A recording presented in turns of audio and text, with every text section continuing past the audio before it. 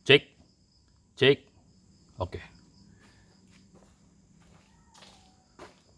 Malam, brother sister, jumpa lagi di Kober Channel. Malam ini spesial karena gue udah ada di sebuah tempat yang horor. Anjing apa tuh, bro? Anjing apa tuh, bro? Anjing. Apaan itu, bro?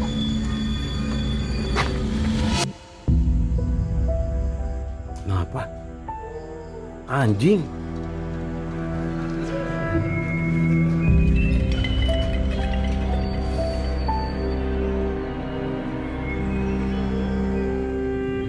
Suara anjing biasa itu.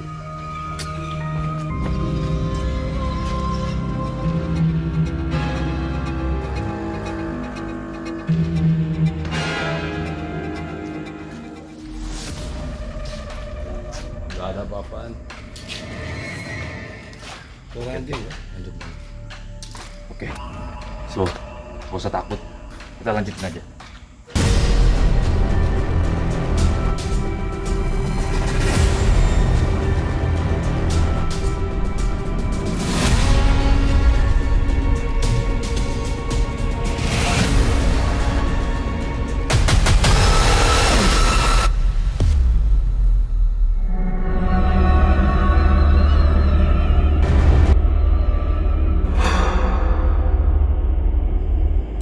Cek, cek.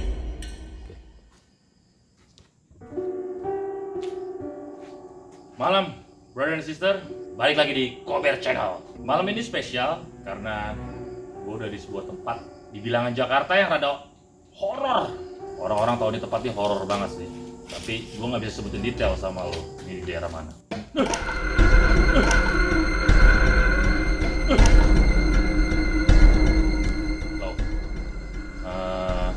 Kita lanjut aja.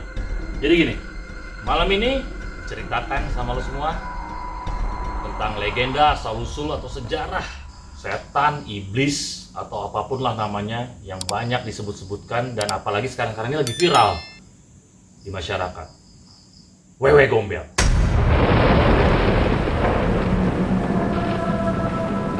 Sebagian masyarakat ada juga yang nyebutnya sebagai kalong wewe. Beda daerah, bedalah penyebutannya itu apa. Yang jelas, Wewe Gombel ini punya sejarah dan nilai sendiri di masyarakat. Gue bakal ceritain ke lo versi cerita sebenarnya. Walaupun sebenarnya di daerah itu banyak versi yang timbul. Apa sih Wewe Gombel itu, dari mana sih datangnya? Tapi gue bakalan ceritain ke lo versi sebenarnya. Apa itu Wewe Gombel?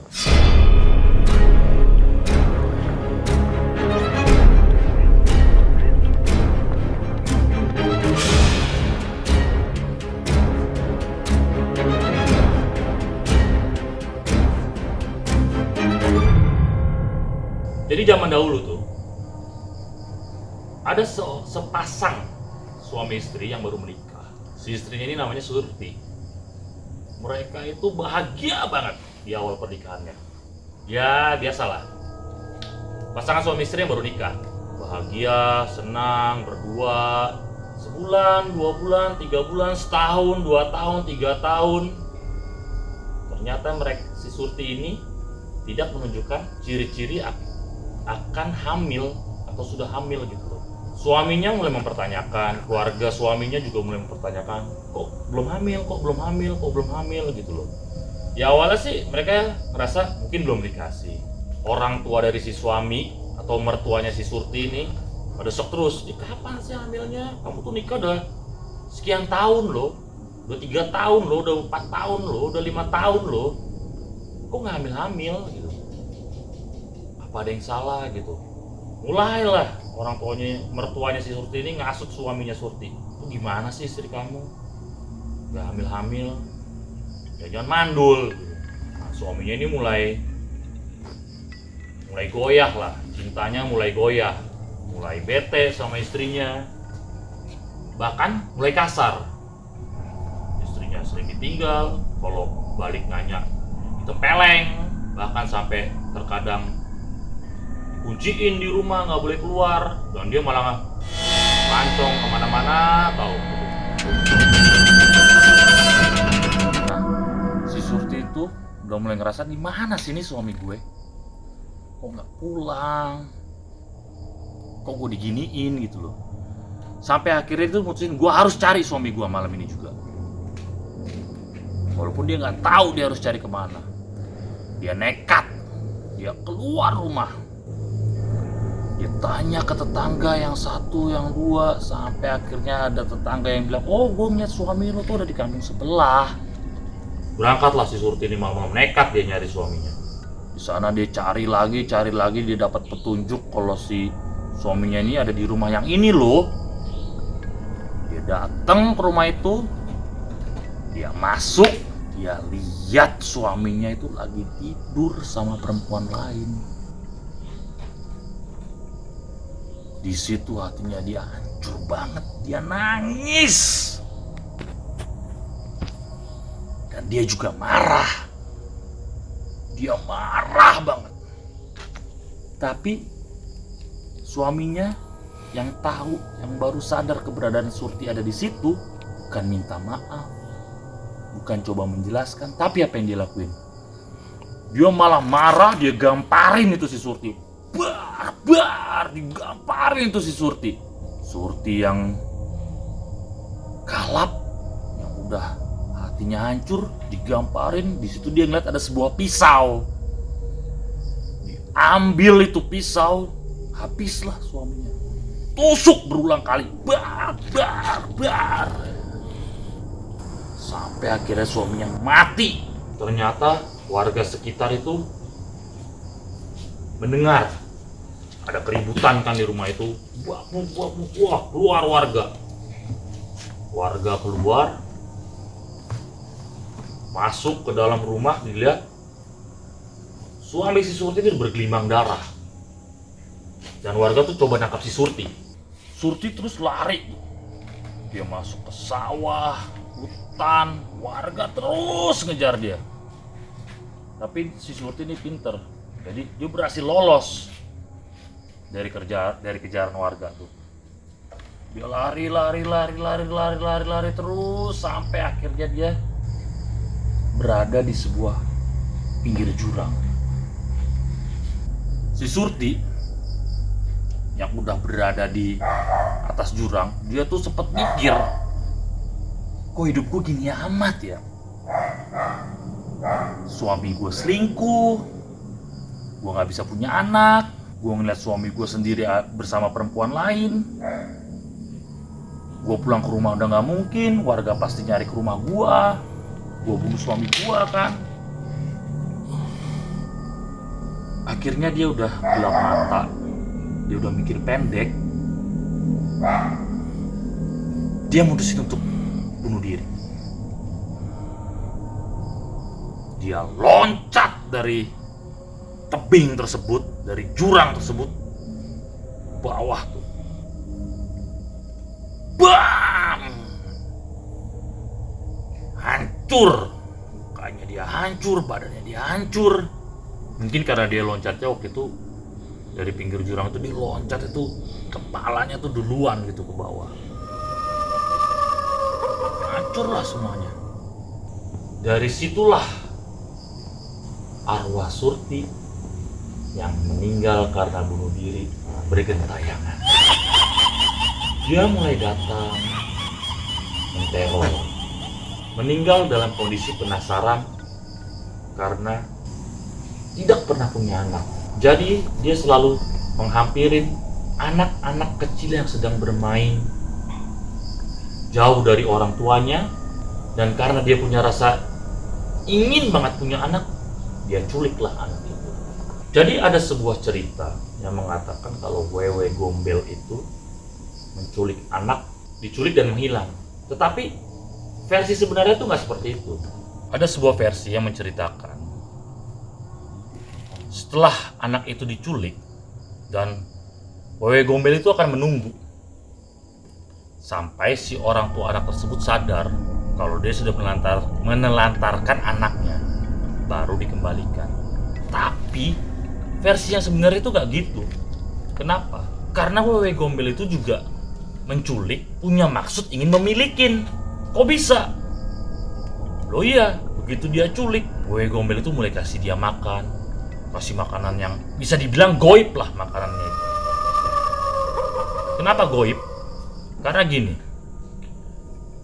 misalkan anak itu namanya Hendra. Hendra ini doyan pizza. Ketika diculik sama wewe gombel, Hendra dikasih makan yang dia suka.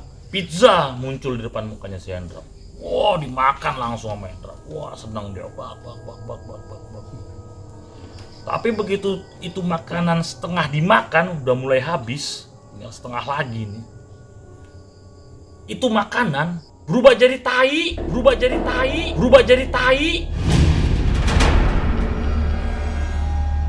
Nah, ketika anak sadar, wah ini tai, nggak mau, dipaksa. Wewe gombel mulai ngeluarin taringnya, ngeluarin kukunya, makan. Wah, tuh anak yang ketakutan, yang namanya anak kecil, ditakutin itu dimakan tuh tai. Ini belum bener tuh tai orang tuh dimakan. Tak. Nah, ada juga kepercayaan warga, dimana ketika ada salah seorang anak dari sebuah kampung yang hilang karena diculik wewe gombel, mereka akan melakukan sebuah nyanyian. Nyanyian ini dinamakan nyanyian blek ting.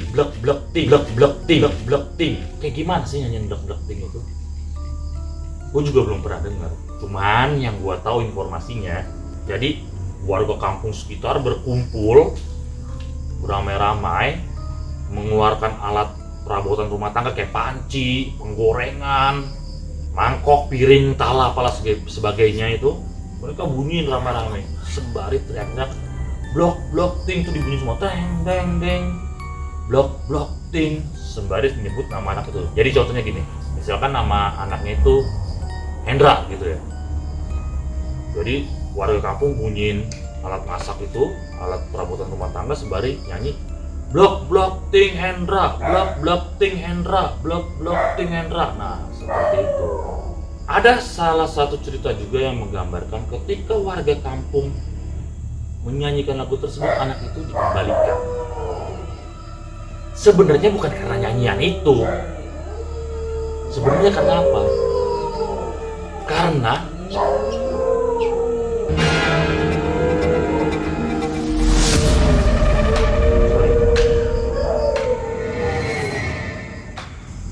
tempat ini emang agak horor, agak serem.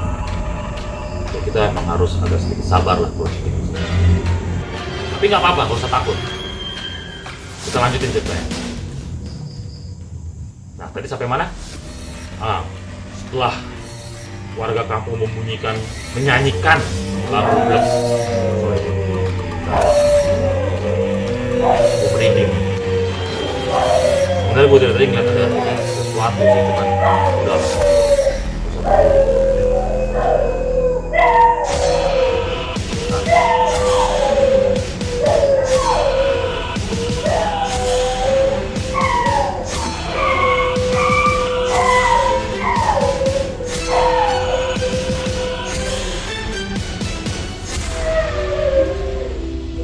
Oke, kita lanjut ya. Jadi setelah warga kampung menyanyikan lagu blek ting itu, anak tersebut dikembalikan. Sebenarnya bukan karena lagu blek ting itu, tapi karena apa? Karena orang tua dari anak tersebut sudah sadar, sudah mengakui kalau selama ini mereka lalai tidak memperhatikan anaknya, sampai akhirnya mereka mengadu ke warga kampung dan warga kampung membantu, baru dikembalikan sama wewe gombel. Tapi ada juga anak yang tidak pernah dikembalikan sampai sekarang. Jadi apa motif wewe gombel menculik anak-anak tersebut sebenarnya tidak pernah jelas. Seperti yang baru-baru ini viral di sebuah daerah Jawa Barat, seorang anak kecil yang maghrib masih keluyuran depan rumah. Tiba-tiba dia main bareng-bareng sama teman-temannya nih, berlima gitu. Nggak tahu lah main apa mereka di luar rumah. Tiba-tiba salah satu anak hilang, dan anak-anak yang lain melihat ada sebuah sosok di atas genteng rumahnya. Wah, anak-anak yang lain itu teriak histeris, tolong. Warga semua keluar melihat, dan warga semua melihat sosok itu ada di atas genteng. Semua coba ngejar, dan sosok itu ketika mulai dihampiri loncat genting rumah yang lain, loncat genting rumah yang lain, warga terus kejar. Namun sayangnya anak tersebut sampai sekarang belum ketemu. Lain cerita juga mengenai anak yang pernah diculik sama Wewe Gombel, baru dikembalikan ketika dia sudah berumur 17 tahun. Padahal pada saat dia diculik itu dia masih berumur 6 tahun. Dia bermain petak umpet sama teman-temannya. Tiba-tiba pas dia lagi main petak umpet itu, dia menjadi salah satu anak yang harus ngumpet gitu loh. Ketika temannya yang lagi jaga ini nyari, kok teman-teman yang lain udah ketemu, tinggal yang satu ini gitu loh. Nggak ada. Sampai akhir teman-teman ini udah capek nyari, nggak ketemu-temu. Udahlah pulang, tinggalin aja. Udah malam, orang tuanya si anak tersebut nyari keluar. Loh, anggaplah namanya si Otong. Kok si Otong nggak pulang-pulang ya, udah jam segini gitu loh. Cari, tanya ke temen-temennya. Iya tadi main petak umpet, cuma si Otong ngumpet kok nggak keluar. Kita udah cari ke mana nggak ketemu. Ya akhirnya kita pulang, soalnya udah mulai malam. Wah, orang tuanya udah panik, ngadu lah orang tuanya. Warga rame-rame cari, pakai senter, pakai obor, cari ke sana sini, nggak ketemu juga. Sehari, 2 hari, 3 hari dicari terus sama warga, sampai ke kampung sebelah, sampai ke persawahan, sampai ke hutan, nggak ketemu juga tuh anak. Sampai akhirnya orang tuanya udah bertahun-tahun nyari, pasrah, udahlah, mungkin ini udah jalannya. Namun setelah beberapa tahun, akhirnya anak itu tiba-tiba pulang. Dia pulang ke rumahnya. Wah, orang tuanya, keluarganya yang lihat Otong balik, seneng banget. Wah, itu anak langsung buru-buru dipeluk. Otong, kamu kemana aja sih selama ini? Udah bertahun-tahun kami cari kamu, tapi gak pernah ketemu juga. Nah, si Otongnya ini diem aja, gak jawab satupun pertanyaan dari orang tua dan keluarganya gitu. Ini anak kenapa ya? Otong cerita dong, kamu tuh kemana gitu. Tapi si Otongnya ini sama sekali gak ngejawab. Anak ini sama sekali gak ngejawab, diem aja. Kenapa sih?